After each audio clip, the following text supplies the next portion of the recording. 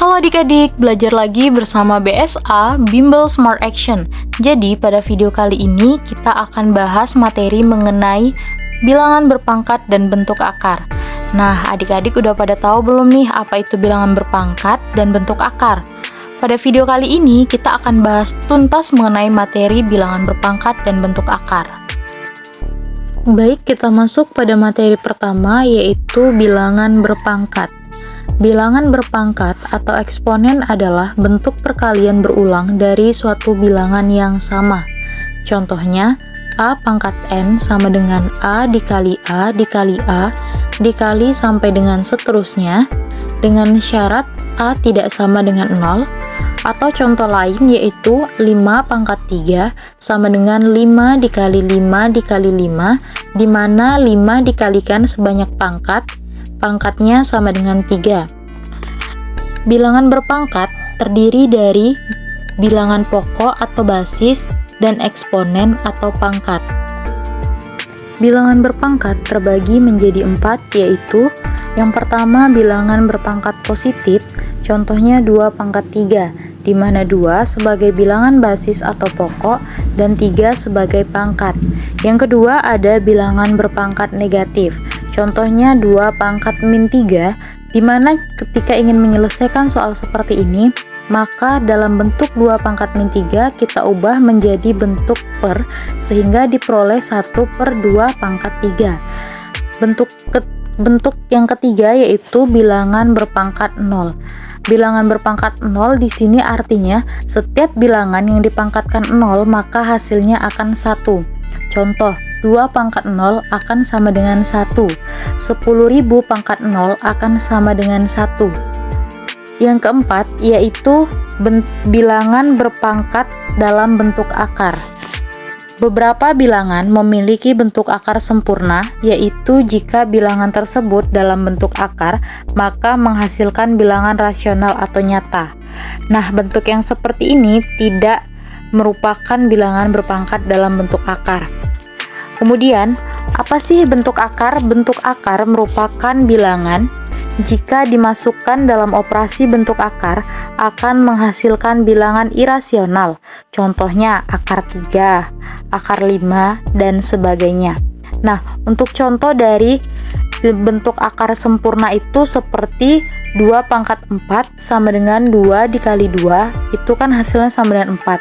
Nah, 4 ini ketika diakarkan akan menghasilkan angka 2. Inilah yang dinamakan dengan bentuk akar sempurna dan tidak termasuk dalam bentuk bilangan berpangkat dalam bentuk akar. Selanjutnya, operasi-operasi dalam bilangan berpangkat. Yang pertama, penjumlahan dan pengurangan, yaitu 2 atau lebih bilangan berpangkat dengan pangkat yang sama dapat dijumlahkan atau dikurangkan. Begitupun jika pangkat berbeda, maka bilangan tersebut tidak dapat dijumlahkan atau dikurangkan. Contohnya, A pangkat N plus minus B pangkat N sama dengan dalam kurung A plus minus B pangkat N, atau 10 pangkat 2 ditambah 5 pangkat 2 akan sama dengan di dalam kurung 10 ditambah 5 kemudian dipangkatkan 2, atau bisa juga 10 pangkat 5 dikurang 5 pangkat 5 akan sama dengan di dalam kurung 10 kurang 5 dipangkatkan 5.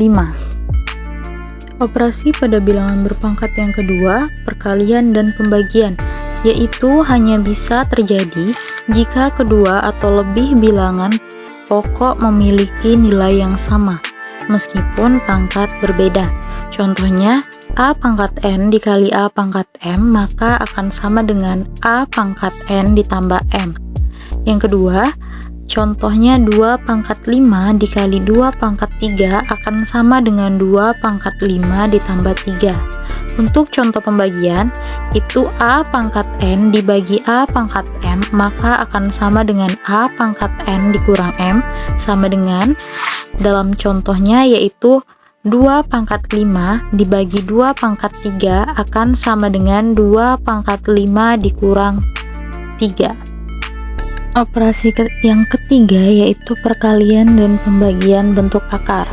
Yang pertama, contoh untuk perkalian itu akar A dikali akar B akan sama dengan akar A dikali B. Contoh lain yaitu akar 2 dikali akar 3 akan sama dengan akar 2 kali 3 sama dengan akar 6. Kemudian untuk contoh perkalian yang kedua yaitu A akar B dikali C akar D akan sama dengan A kali C akar B kali D, dimana 2 akar 3 kali 5 akar 6 akan sama dengan 2 kali 5 akar 3 kali 6 sama dengan 10 dikali 10 akar 18. Untuk contoh pembagian yaitu A akar B dibagi C akar D akan sama dengan A per C kali akar B per D akan sama dengan 2 akar 3 dibagi 5 akar 6 sama dengan 2 dibagi 5 akar 3 dibagi 6. Sebagai bahan evaluasi, adik-adik bisa mengerjakan ketujuh soal ini dengan mencantumkan jawaban di kolom komentar ya. Sekian materi yang dapat kakak sampaikan, semoga dapat bermanfaat untuk adik-adik semua.